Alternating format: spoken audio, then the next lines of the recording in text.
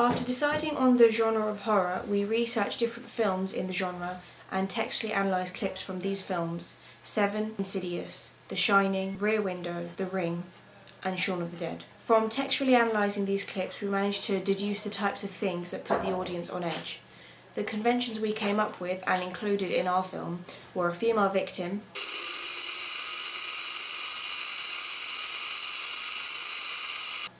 an isolated setting,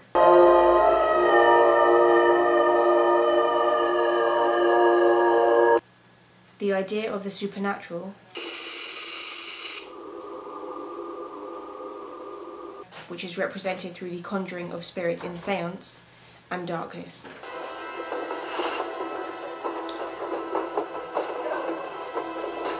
We use the generic conventions of a horror movie by opening with shots of a girl walking by herself towards a house in an isolated setting, which, as said earlier, we identified as being a convention of mainstream horror films. This particular convention is represented in the opening of The Shining,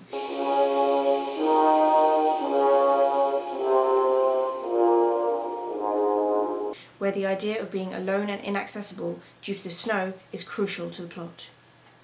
Another convention we used was low-key lighting. This is present throughout our film, and even when we filmed in daylight,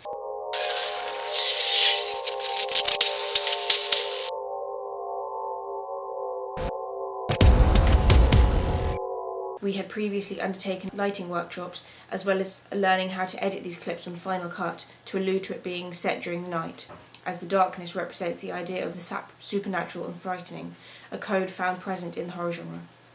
This is heavily used in Seven,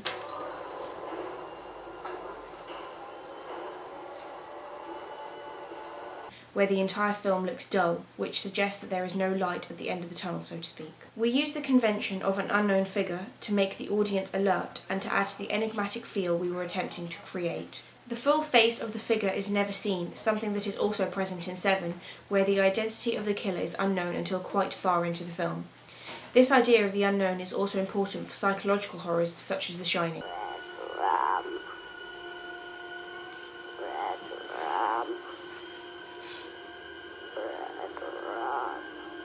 A prevalent theme in horror is the victim being a teenage girl due to them appearing as weak and therefore less able to defend themselves, making them easy targets. The main character in our film is a girl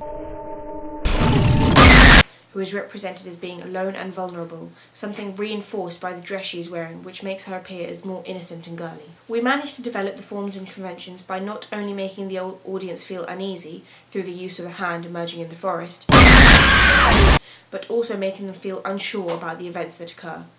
We didn't want to be overly confused, but we intended to make them take more notice of what was happening, and we did so by introducing the emerging hand as an obvious repercussion of the seance, to indicate that the consequences of the magic they had used had only just begun. We followed horror conventions by displaying our victim off-centre frame, which made her vulnerable. We ended our film in a way that made the audience want to keep watching. This was an idea that we developed from Insidious, where the film ends on a cliffhanger.